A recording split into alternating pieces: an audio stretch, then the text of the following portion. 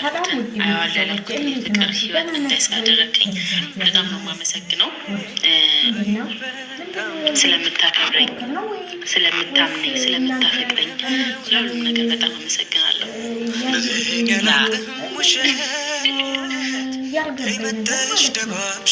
ፍቅርና ፍሬም ፍቅር ጀመሩ፣ ፍቅራቸውን ተቀባበሉ። እንዴት ነው ነገሩ? አፈቅርሻለሁ አፈቅርሃለሁ ተባብለው ቁጭ ያሉ። አልገባኝም።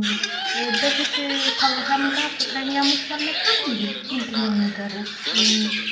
በአሁኑ ጊዜ እኛ ኢትዮጵያውያኖች ተበላችሁ እንዲ የወንድምን ፍቅረኛ የወንድምን የሆነች ነገር መውሰድ ተጀመረ እንዲ ወይ እናንተ ደግሞ ያለው እኔ አልገባኝም ማለት ነው።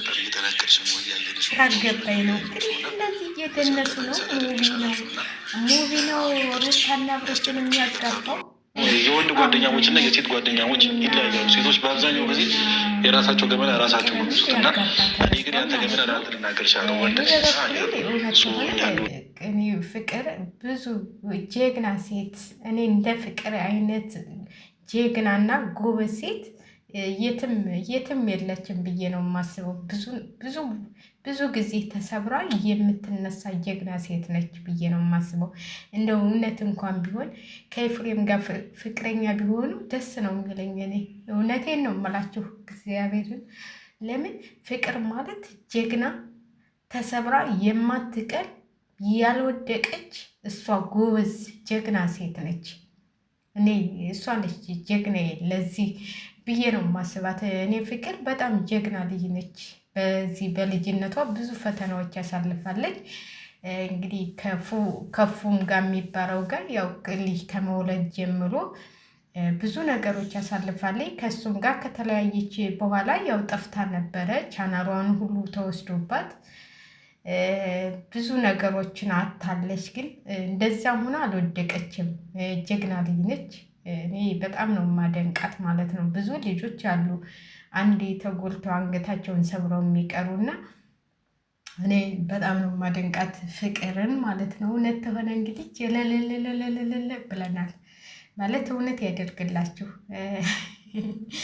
እኔ ግን ያው ለእንትል ብለው ነው እንጂ እውነት አይመስለኝም። ያው እሷ ስለተንትል ስላለች እንደ ወንድምነት እንርዳት። መጀመሪያ ያው ስለ ፍቅር ነው ሲያወሩ የነበረው።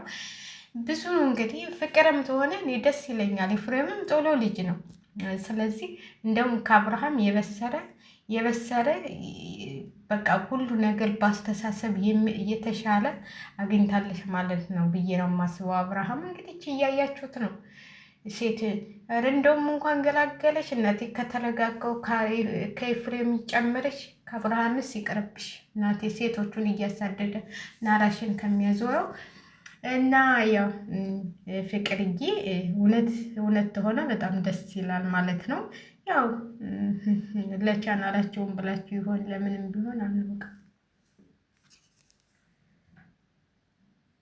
እና እኔ በበኩሌ ደስ ብሎኛል ነው የምለው። ማለት ደስ ይላል እንደዚህ አይነት ነገር፣ እንደዚህ አይነት ፍቅር፣ እንደዚህ አይነት መውደድ ሲኖር ደስ ይላል ማለት ነው። ግን እኔ እውነት ሆነ እንጃ።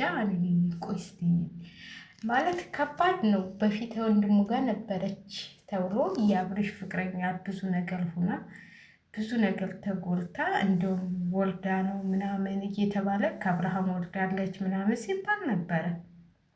ከዛ ያ ሁሉ አልፎ እፉዬን እንትላለች፣ ከፉዬ ወለደች። ሴት ልጅ የምታምል ሴት ልጅ ቆንጅዬ የሆነች ልጅ ጠንካራ እናት ነሽ ብዬ ነው እንትን እምልሽ ማለት ነው። የማደንቅሽ ብዙ ነገር አሳልፈሻል። ግን ከዛ በኋላ ብዙም እንደ ሌሎቹ ስትሽረጠለጭ አልታየሽም። እንደውም በቃ ክብርሽን ጠብቀሽ ነው እየኖርሽው ማለት ነው። ክብርሽን ጠብቀሽ መስራት ባለብሽ ብቻሽንም ከማተምትሎችም ጋር እየመጣሽ ትሰሪ ነበረ። ግን እንግዲህ አሁን ደግሞ ኤፍሬም መጥቷል እወድሻለሁ ብሎ እንግዲህ ይህ ሁሉ አበባ ይሄ ሁሉ ወይን ተጠጣ። ያው የፍቅር ነው እንጂ ይንትል አይደለም ማለት ነው። እና በጣም ደስ ይላል። ለሁላችሁም እንግዲህ መልካም የፍቅር ዘመን ብለናል።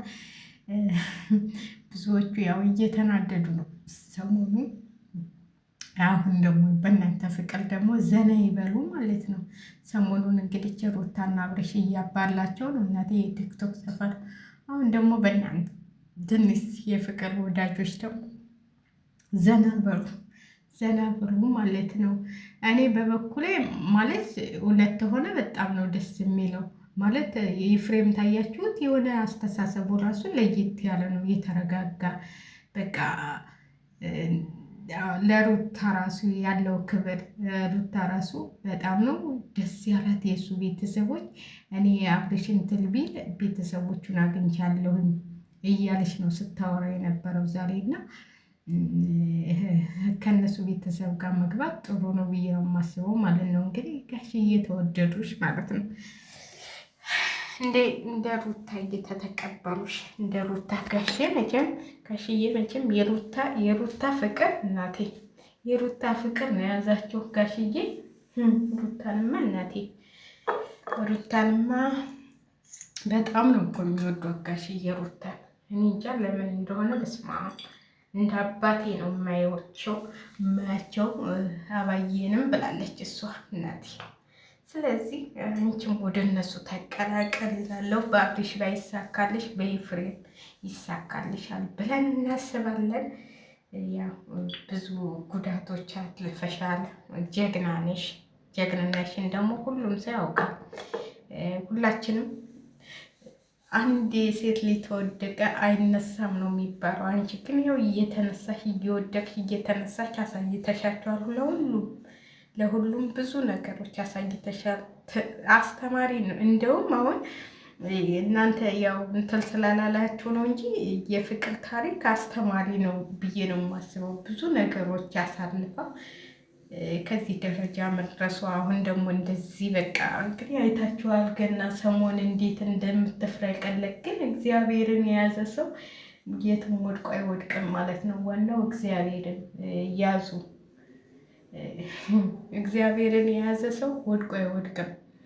እምነታችን ነው ደግሞ የሚያዋጣም ማለት ነው። ሁሉም በእምነቱ ጠንካራ ቢሆን ከኔ ጀምሮ ማለት ነው። በእምነታችን ጠንካራ ብንሆን ሁሉም በሚያምንበት ሃይማኖት ብዙ ነገሮች ይቀየራሉ ብዬ ነበር የማስበው ማለት ነው። እና ፍቅርም እንግዲህ ጠንካራ ነች በሃይማኖቷም በሁሉም ነገር በቃ ጠንካራ ስለሆነች ሁሉም ነገር እያሳለፈች እያለፈላት ነው የመጣው ማለት ነው። እና አሁንም ገና ታብቢያለሽ ገና ታብቢያለሽ። ቆንጅዬ ልጅ አለቻት እንግዲህ ልጇን አይታችኋል። ፍልቅልቋ ፍቅር አንድ ቀን እንኳን የማትከፋ ከፍቷት እንኳን የማታለቅስ ፍልቅልቅ ፍቅር እንደ ሌሎቹ እንደዚህ በልጠጥ ሳትል በጣም ደስ የምትል ልጅ ነች። ደስታሽን እንግዲህ በዚሁ በኤፍሬም ደግሞ ይካስልሽ ብለን እናስባለን።